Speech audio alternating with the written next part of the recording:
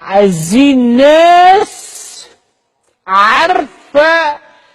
مش كلنا بقينا النهارده اساتذه في التاريخ والجغرافيا والقانون وعلم البحار والبحار، بقينا كلنا دلوقتي الدكتور مصطفى. ايه يا جماعه؟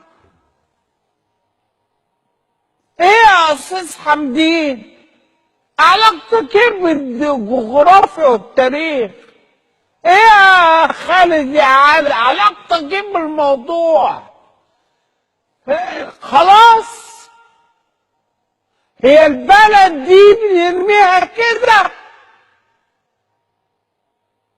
ما تذاكروا الاول يا اخي. هات الخريطه حطها قدامك يا اخي، ارجع اقرا التاريخ.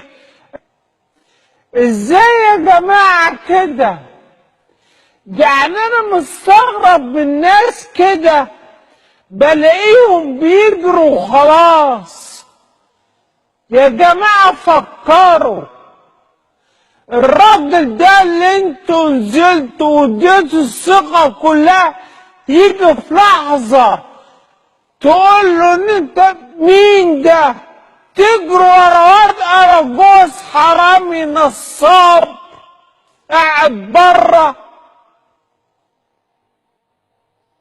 باع. مين اللي يبيع؟ عبد الفتاح السيسي يبيع؟ ازاي يا جماعه؟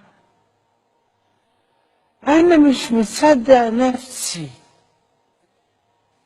مش دفاع عن رئيس ولا دفاع عن حد، بدافع عن بلدي دلوقتي، بدافع عن حقوق بلدي. لو لينا حق هنقف، وانا بقول لكم اهو.